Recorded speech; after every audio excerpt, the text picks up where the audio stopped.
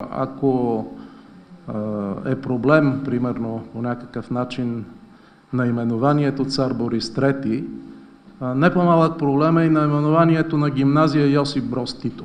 Името на човекот кој бил срдечно примен од Хитлер како негов соработник, на човекот кој ги подпишувал антиеврејските закони, на тој кој давал налог евреите да бидат депортирани во Треблинка.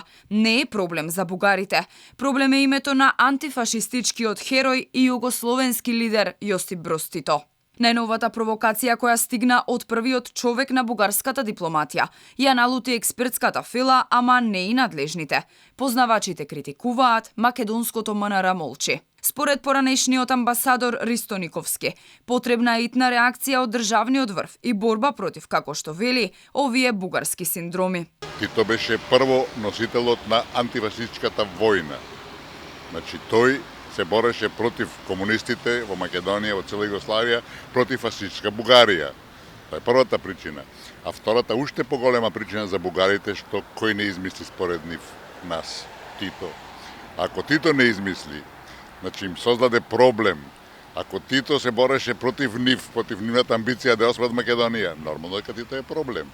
Така да, сите овие клубови се отвараат, така има сигурно нови, символизираат бугарската политика, амбиција Македонија да биде бугарска. Провокациите од Бугарија кои одат до недоглед се вистинска дрскост, реагира поранешниот амбасадор во НАТО Мартин Треневски. Бугарија не смее да се иззема за право да кажува какво име ќе носат македонските институции, а Македонија не смее да дозволува фашистите да го трујат нејзиниот народ. Станува збор за дрскост, да не речем и безобразие, бидејќи никој не им дава право ним, па макар и некој висок функционер на функција вршител на должност министер за надворешни работи, да ни држи лекции како ќе ги именуваме нашите образовни институции. Да искажам една огорченост на ставот на Министерството за правда и особено на министерот Тупанчевски. Знаете што, не може тие да се дистанцираат дека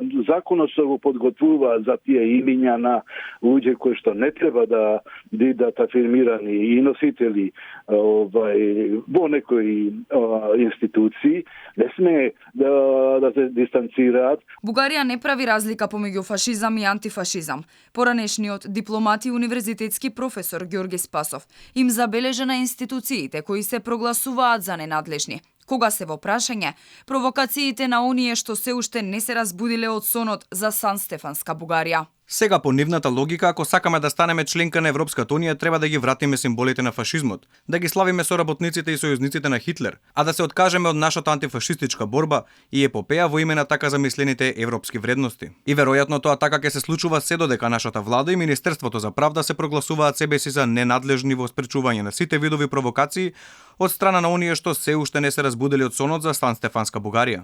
Во МНР ниту овој пат не најдоа за сходно да реагираат за грубото мешање на бугарите во прашања кои исклучително ги засегаат само граѓаните на Македонија.